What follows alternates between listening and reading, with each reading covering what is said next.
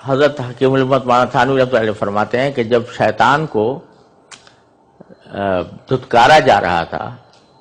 اور نکالا جا رہا تھا تو اس وقت اس نے یہ کہا کہ آپ نے مجھے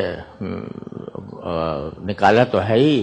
لیکن جس آدم کی وجہ سے ان کے بیٹوں کی وجہ سے مجھے آپ نے راندہ درگاہ کیا، تو ان سب کو میں گمراہ کروں گا، دائیں سے آؤں گا، بائیں سے آؤں گا، اور سامنے سے آؤں گا، پیچھے سے آؤں گا، اور ان کو گمراہ کرنے کی کوشش کروں گا۔ تو اس کا نتیجہ یہ کہتا ہے کہ لا تجد اکثرہم شاکرین، میری گمراہ کرنے کا نتیجہ یہ ہوگا کہ ان میں سے اکثر کو آپ شکر گزار نہیں پائیں گے۔ معلوم ہوا کہ شیطان کے حملے کا سب سے بڑا راستہ جو ہے وہ ناشکری ہے۔ تو اگر بندہ شکر گزار ہو جائے تو شیطان حملہ آور نہیں ہوتا۔ یہ شکر کی نعمت ہے، اور جو نعمت حاصل ہے اس کے اوپر، کیونکہ اللہ تعالیٰ ہمیں توفیق دے۔ اصل بات تو یہ ہے کہ جو بھی نعمت حاصل ہو ہر وقت اس کے اوپر شکر ادا کرتے رہیں، لیکن رات کو سونے سے پہلے اگر چند لمحے آدمی یہ شکر صبح سے لے کر شام تک کی اپنی زندگی کا جائزہ لیتے ہوئے کہ کہاں کہاں اللہ تعالیٰ نے میرے ساتھ آج مہربانی فرمائی، میری آنکھیں ٹھیک ہیں، میرے کان ٹھیک ہیں، میری دل صحیح کام کر رہا ہے، میری صحت مجھے اللہ تعالیٰ نے اچھی دی ہوئی ہے، بچے اچھے ہیں، گھر والے اچھے ہیں،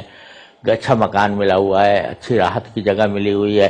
ان سب کا ایک تصور کر کے رات کو سونے سے پہلے